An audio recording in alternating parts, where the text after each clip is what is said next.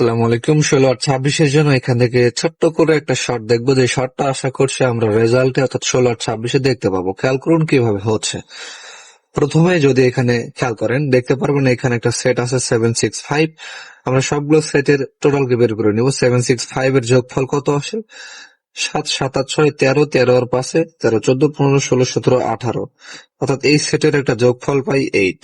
পরবর্তীতে এই সেটকে যোগফল বের করে নেব 647, 6, 6 4 10, 10 এর সাথে 17, অর্থাৎ এই সেটের যোগফল পাই 7। তারপরে 055, এখান থেকে এটার যোগফল পাই 0 এবং এটার যোগফল 6, 6 রেখে 7, 7 আর 4 11, যোগফল পাই 1। তাহলে এই সেটের যোগফল 8, এই সেটের যোগফল 7, এটার যোগফল 0 এবং এটার যোগফল 1। এখন এই পাশে যদি বের করে নেই তাহলে 495 এর যোগফল কত? 9, 9 আর 4 13, 13 এর পাশে 18, অর্থাৎ এইখান থেকে একটা 8 এর যোগফল পাই।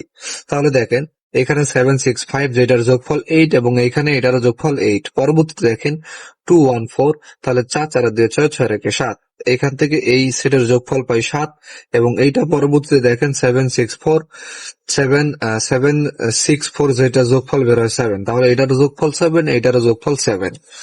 পরবর্তীতে দেখেন 497, 9, 9 আর 4 13, 13 এর সাথে 13, 14, 15, 16, 17, 18, 19, 20, 0। তাহলে এটার যোগফল 0 এবং এইটারও যোগফল কত বের হয়েছিল? 0। তাহলে আমরা এমনটা দেখতেছি যে এইখান থেকে এইদিকে, এইখান থেকে এইদিকে, এইখান থেকে এইদিকে এভাবে রুট হয়ে আসতেছে। তো পরবর্তীতে যদি খেয়াল করি 16 তারিখের জন্য, সেই ক্ষেত্রে 641 অপেক্ষা করতেছে, যেটা নির্দেশনা দিচ্ছে এইখানে। তাহলে যেহেতু এখানে একটা 1 এর যোগফল আছে, তো সেই ক্ষেত্রে এখানে টোটাল হিসেবে আমরা এখানে একটা 1 কে পাই, যেটা আশা করছি আমরা আগামী 16/8-26 দেখতে পারবো। তাহলে টোটাল হিসেবে